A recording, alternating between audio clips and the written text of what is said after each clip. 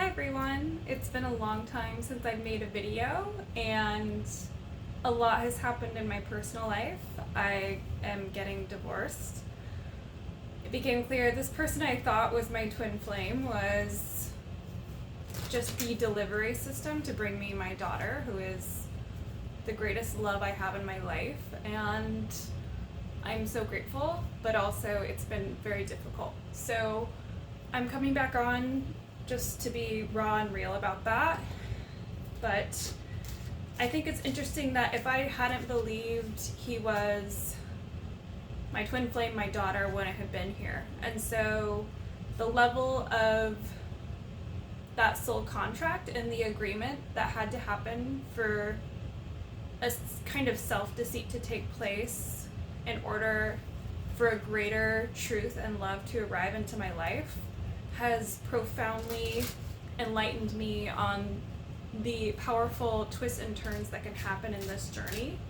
And I just wanted to pull cards because, okay. This is from the Sacred Hag Oracle. So we have Feeling Flesh. It is a very sensual, sexual energy. A lot of arrows.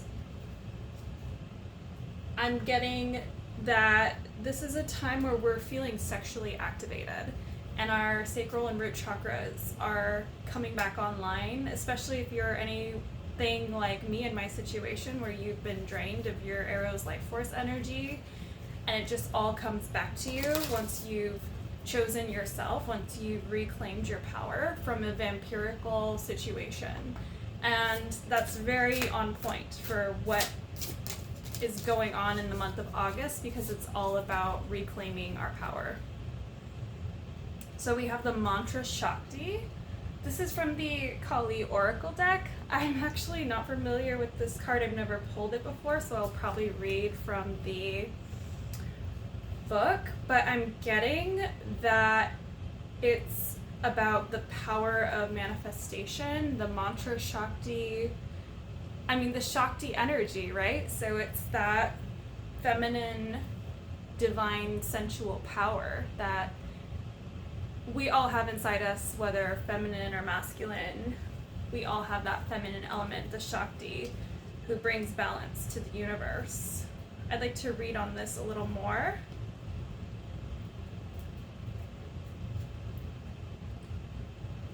I love this deck. It's been so potent in bringing me the clarity and peace that I need. Mantra Shakti, her voice creates and dissolves universes. Her vibration within our souls creates our life path. You have the sacred power of voice. How shall you express it? To call for effective divine assistance in all ways. Do not allow negative thought or speech to undermine your inner spiritual connection. Claim your voice and your power to create. Listen for inner guidance and then set your course in motion. Though it may not yet be visible in your physical world, a new order is generating within the soul. In time, it shall manifest in transformed physical circumstances. So it's the throat chakra, and with the feeling flesh, it's clear that speaking our desires and taking a manifesting, self-empowered approach to connecting the integrity of what we speak to the lower chakra desires and bringing them into connection and aligning them to call forth the highest outcome. This could be whether it's a relationship or a career. To me, it's about integrity, and it's also about leaning on the divine and connecting to God, source, to provide for us, because we don't have to see it for it to come to us, and us believing should come before seeing. And so don't think that you have to see it to believe it, but think the opposite, because when we're working with high level crown chakra activation, it is really potent that we conjure things in our reality from the crown down. So it looks like we have many paths. Okay, I'm not getting a lot of clarity on the many paths. This is from the Shaman Oracle. Many paths. Many paths. Paths. I can talk words. Okay, many paths to what exactly? I'll pull another card. Many paths to what? The Gatherer. So many paths to abundance, many paths to anchoring in prosperity, financial wealth, resources.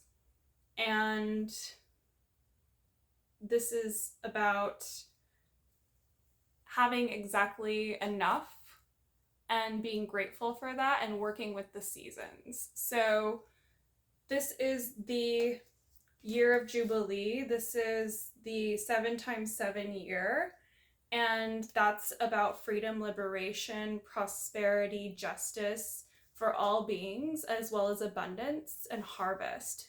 And if we think about harvest as our resources and reaping what we sow, this is not a year to hoard. This is a year to live moment to moment and to have faith that you will be provided for. Okay. So tell me more about many paths and the Gatherer. Where are we going with this? Okay, cards flying out. So we have the Bard's Collection. Again, I'll have to read from the book. These are new cards, if you can't tell. I'm a little... Okay, Hag of Holy Stones. Okay, so this is really interesting because we have many paths, but this is third eye. This is about focusing in on one thing. And so I think it's about mastering the fact that when we put all of our attention into a project, it can propel us into that timeline much faster. And the feeling, some of you are trying to manifest maybe your soul union connection, your kingdom spouse, your twin flame partner. And I think it's referring to watching what you speak, watching what you focus on, and remembering that when it comes to your financial wealth and success, that is going to look a myriad of ways, but it's going to be blessed when you're connected to your divine feminine and to your sensual energy. So the feminine wants to express in a variety of ways, and she's inspired in a variety of ways at different times because it's seasonal. And in order to align yourself with that, activating your third eye and looking for the vision of what's inspired, what's connected, what is calling itself into your reality, and playing with that in the field, because it's a mutual dance. It's not just a dead observation being observed by the observer. I don't know if that makes sense, but I'm going to pull an animal. Wild Elemental. Tell me more about, actually, I want to read on the Bard's Collection, number 40. And then we'll pull an animal card. So it's about gathering. We become much more discerning as we age when it comes to our gathering, our slow collection of wisdom and skills. When we are young, we want to own it all, to scoop up every lesson we can and put it in our baskets. In time, though, we become necessarily protective of our energy, and we learn that every little thing we collect demands our time and attention. Ask yourself what you are gathering now. Are you learning new ways of being in the world? Are you collecting trinkets, certificates, or relationships? What do you gather that is worthy of your precious energy, and what do you gather that would be better left outside the realm of your attention and responsibility? So it's about focusing our energy on what's important and getting our priorities straight. And so the many paths is actually, the many paths is a warning for us to focus our attention on what actually matters, because with all this potentiality in the air and with the powerful year that we have, the 999 year, the year of beginnings and endings, it's so crucial that we get our priorities straight and really utilize it to the best of our ability by tapping into that third eye and that feminine Shakti power and speaking that into existence. And prayer has been such a big part of my life lately. So I'm really grateful that God has answered so many prayers and I'm in such a healthy state and essentially unscathed by what could have been a very traumatic situation. And that's the power of speaking what we want to bring forth with our throat chakra. Okay, tell me about feeling flesh. This is the soul cards. Feeling flesh, birth, sensual womb, mother, earth energy, Gaia.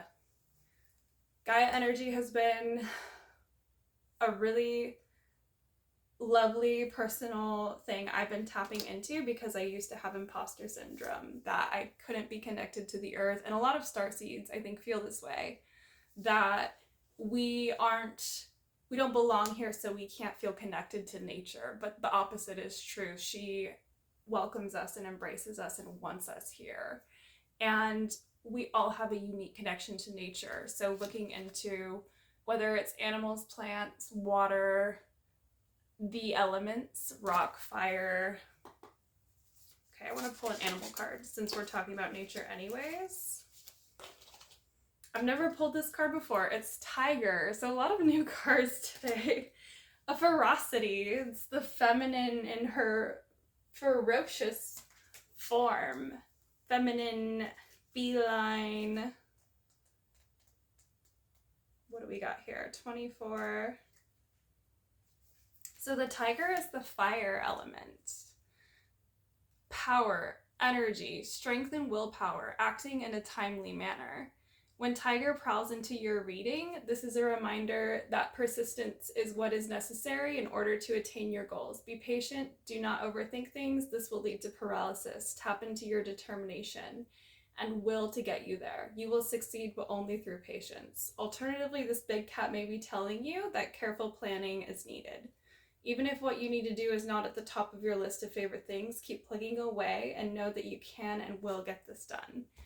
Some of you are taking on big, big projects, and I think that it's divinely blessed and inspired by God that you do so, because it's your time to rise and to reach new heights of prosperity and freedom, financially and time-wise, in your reality. I want to pull on the feeling flesh card. Just want to look at these cards while I'm doing this.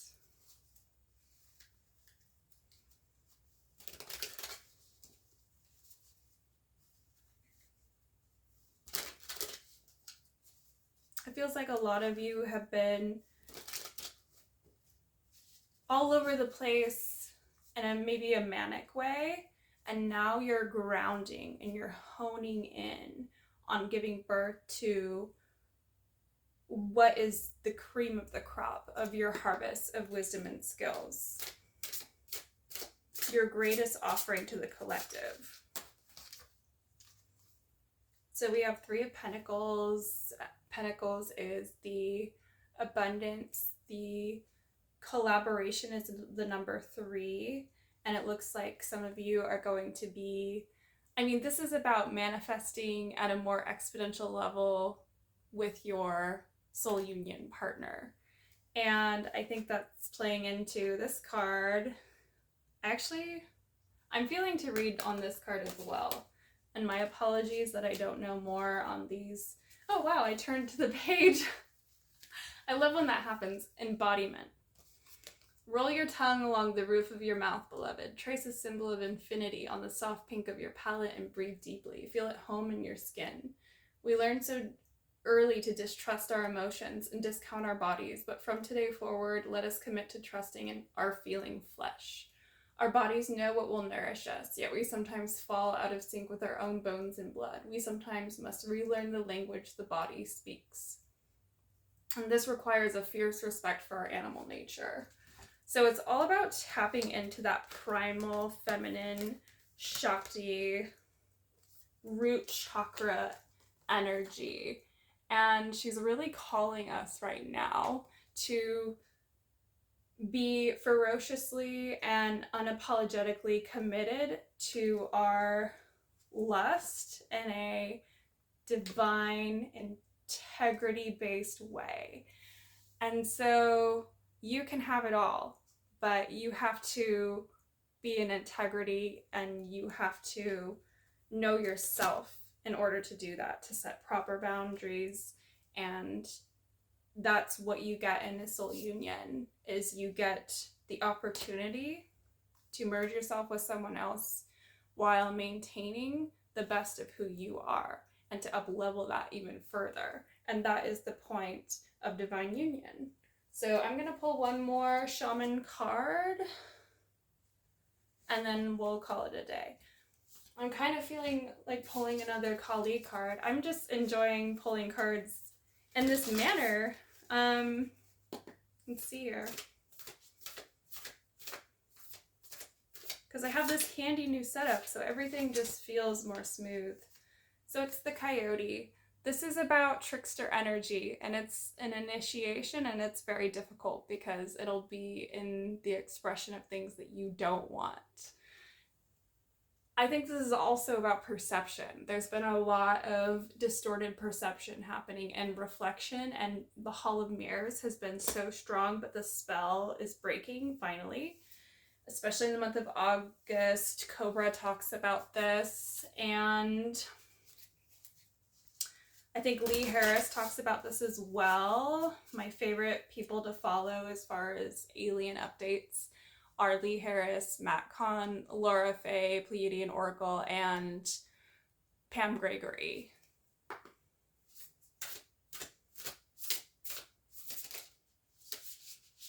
Okay, yeah, Kali Yantra.